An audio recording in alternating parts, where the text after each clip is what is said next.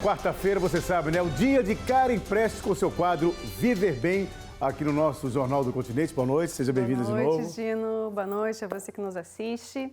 Bom, e as doenças respiratórias sempre estiveram entre as principais causas de morte em todo o mundo.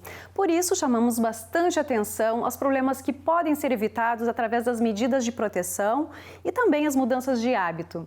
Na matéria de hoje, você vai conhecer as principais doenças pulmonares e como elas são diagnosticadas, inclusive por apresentarem sintomas muito parecidos aos do Covid-19.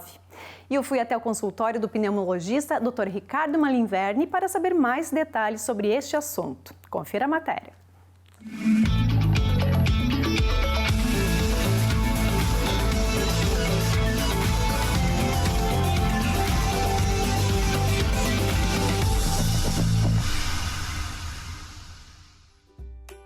Estamos no outono, período de preparação e atenção para a chegada do inverno. Este momento inspira bastante cuidados com a saúde. As temperaturas começam a baixar e o tempo mais seco e frio deixa nossas vias aéreas mais sensíveis e expostas à entrada de vírus e bactérias causadores de infecções respiratórias.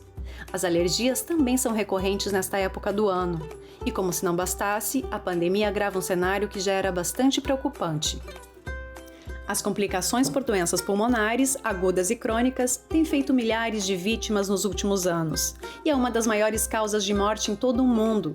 Por isso, o tema merece bastante atenção. E para saber mais detalhes sobre este assunto, eu fui conversar com o pneumologista Dr. Ricardo Malinverni. Então, no inverno a gente tem um aparecimento maior de doenças que a gente pode classificar como agudas, que são as doenças que tem um quadro clínico de poucos dias, né? Os sintomas já começam em poucos dias e tem duração de poucos dias. A gente pode mencionar principalmente as doenças, as infecções respiratórias, né? Como resfriado, gripe, as sinusites, né? As amidalites, faringites, etc.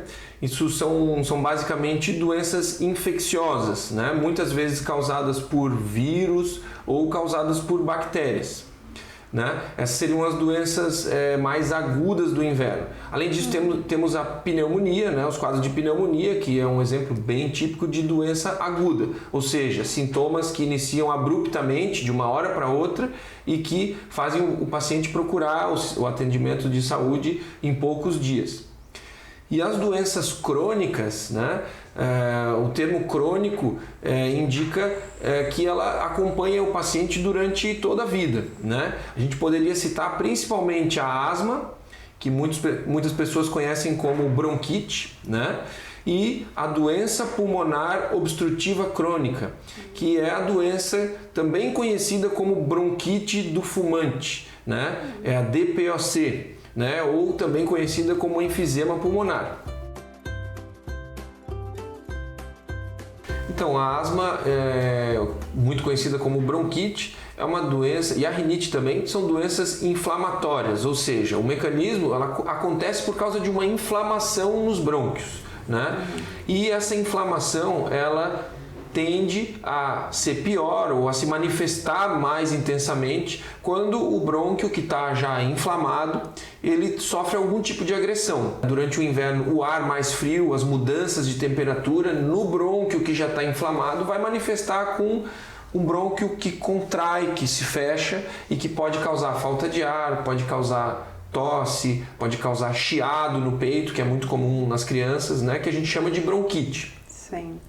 Então, outra situação importante para desencadear essas crises de bronquite e de rinite seriam locais onde o paciente inala mofo, ácaros, pólen, poeira. Tudo isso num pulmão que não está bem tratado ou que não está bem controlado, com a doença bem controlada, vai manifestar os sintomas. Como que poderia fazer para melhorar ou para não ter essas crises?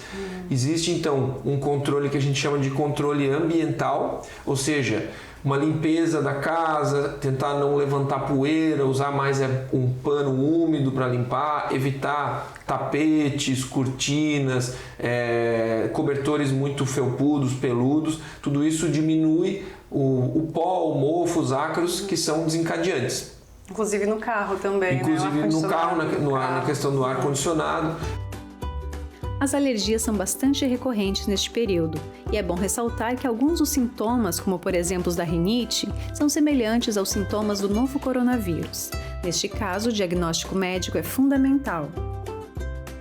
Todo o sistema respiratório, ele reage a diferentes doenças com sintomas muito parecidos. Então, se ele está sofrendo uma agressão, seja alérgica, seja uma infecção viral, seja uma infecção bacteriana, ele basicamente tem poucas formas de expressar isso. Quais seriam? Tosse, falta de ar, nariz obstruído, nariz entupido, né? Secreção, né? Secreção nasal, secreção pela tosse, catarro, né?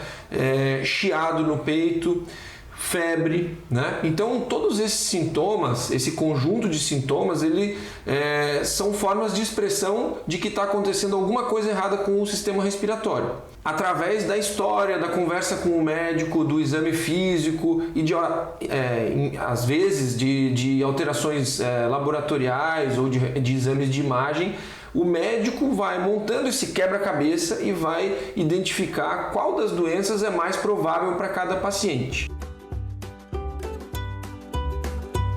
Essas doenças respiratórias, né, que a gente chama de doenças das vias aéreas, né, ou dos brônquios, elas são detectadas basicamente através de exames de função pulmonar, que o principal deles é a espirometria, que é um exame de sopro. É um exame em que o paciente vai assoprar em um aparelho que está ligado a um computador que vai medir os fluxos e volumes de ar que entram e saem do pulmão.